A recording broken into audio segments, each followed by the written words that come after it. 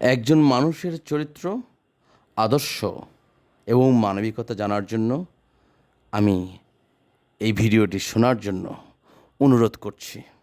পুরোটা ভিডিও মনোযোগ দিয়ে শুনবেন, পজিটিভভাবে নেবেন। দাস এক্সপেরিমেন্ট নামে একটা জার্মান সিনেমা আছে। বাস্তব ঘটনার উপর ভিত্তি করে নির্মিত এই সিনেমার গল্প শুরু হয় কয়েকজন লোক দিয়ে, যারা স্বেচ্ছায় টাকার লোভে সাইকোলজিক্যাল একটা এক্সপেরিমেন্টের জন্য রাজি হয়। তাদের মধ্য থেকে 14 জন বাছাই করে নেওয়া হয়। 14 জনকে 2 ভাগে ভাগ করে দেওয়া হয়। ওদের সময় হচ্ছে মাত্র 15 দিন। এই 15 দিন ওদের এক ভাগ কারাগারে কয়েদি হিসাবে অভিনয় করবে, যারা কারাগারের কয়েদি হিসাবে কারাগারের ভিতরে থাকবে। বাকিরা থাকবে কারাগারে গার্ড এবং অন্যান্য দায়িত্বে, এবং কারাগারে সবসময় সিসিটিভির মাধ্যমে মনিটরিং করা হবে। শর্ত ছিল, কোনো গার্ড কোনো কয়েদিকে শারীরিক, মানসিক কিংবা কোনোভাবেই কষ্ট দিতে পারবে না। কোনো রকম ভায়োলেন্স অ্যালাউড নয়। প্রথম ঠিকঠাক থাকলেও কিছুটা সময় যাওয়ার পর গার্ডরা কয়েদির উপর ক্ষমতা প্রয়োগ শুরু করে দেয়। সিনেমার শেষ দিকে পুরো এক্সপেরিমেন্টেরই 12টা বেজে যায়। লক্ষ্য করুন, এখানে গুরুত্বপূর্ণ বিষয়, ওরা জানে ওরা আসল গার্ড নয়। যারা গার্ড হিসেবে দায়িত্ব পালন করছেন, এখানে শুধুমাত্র তাদেরকে দায়িত্ব দেওয়া হয়েছে। আর যারা কারাগারে বন্দী আছেন, তারাও কিন্তু প্রকৃত বন্দী নয়, তাদেরকে শুধু অভিনয় করতে বলা হয়েছে। কয়েকটা দিন, অথচ মাত্র 72 ঘন্টা পার হওয়ার আগে শুধুমাত্র বন্দীদের উপর নিজেদের ক্ষমতা জাহির করার জন্য ওরা কারাগারের লাইট অফ করে দেয়, গ্যাস ছেড়ে দেয় এবং কয়েদিদের জামা কাপড় খুলে ন্যাংটা করে শোয়ার একমাত্র বিছানাটাও বের করে নেয়, যেন কয়েদিরা ঘুমাতে না পারে। শুধু তাই নয়, সময় গড়ানোর সাথে সাথে কয়েদি একজনকে গোপনে হাত পা বেঁধে অত্যাচার করে মুখের উপর প্রস্রাব করে দেয়। কয়েদির এক তরুণীকে ধর্ষণের চেষ্টা করে এবং এক নিরীহ কয়েদিকে তারা হত্যা করে ফেলে দেয়। আশ্চর্য হচ্ছেন? আসুন আরেকটি গল্প শুনি।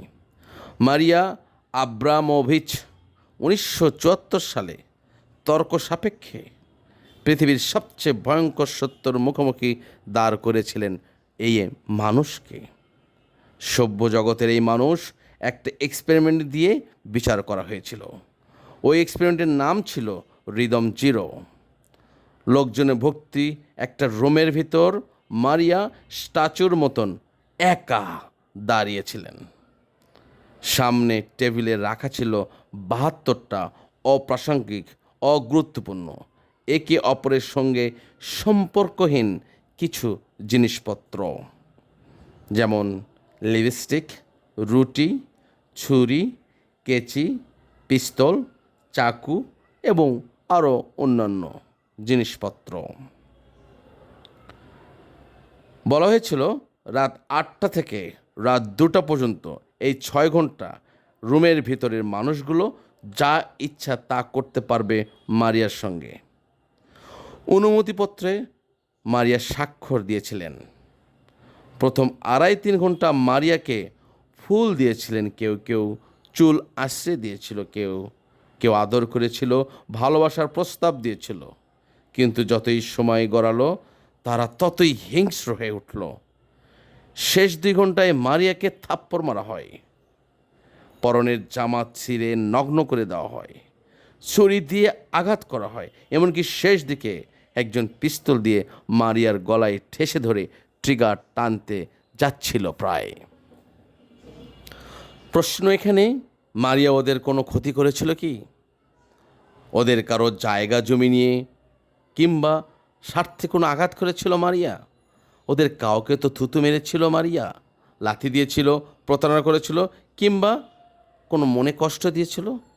মূলত পক্ষে মারিয়া ওদের কাউকে চেনেন না, কিন্তু ওরা মারিয়াকে থাপ্পড় মেরেছিল, থুথু ছিটিয়েছিল, গায়ে প্রস্রাব করেছিল, জামা কাপড় ছিঁড়ে নিয়েছিল, আঘাত করেছিল অনর্গল। এক্সপেরিমেন্ট শেষে মারিয়া যখন তাদের সামনে হেঁটে যাচ্ছিল, তখন তাকে আঘাত করার সেই মানুষগুলো তার চোখের দিকে তাকাতে পারেনি লজ্জায়। ইসলাম ধর্ম অনুযায়ী পৃথিবীর প্রথম হত্যাকারীর নাম কাবিল। তিনি হত্যা করেছিলেন নিজ ভাই হাবিলকে, কারণ হাবিলের কুরবানি আল্লাহ কবুল করেছিলেন, তার কুরবানি কবুল করেন নাই। মানুষ সম্পর্কে একটু পড়াশোনা করলে আপনি জানবেন, মানুষ অন্যকে ঘৃণা করে, অপছন্দ করে, হত্যা করে নানান কারণে কিংবা অকারণে। তার মগজ বেশি, আমার কম কেন, এই কারণে একজন অন্যজনকে ঘৃণা করে। তার বুদ্ধি বেশি, আমার কম কেন, এই কারণে মানুষ অন্য মানুষকে অপছন্দ করে। তার টাকা বেশি, সম্মান বেশি, আমার কম কেন, এই কারণেও মানুষ মানুষকে ঘৃণা করে, অপছন্দ করে, হিংসা করে।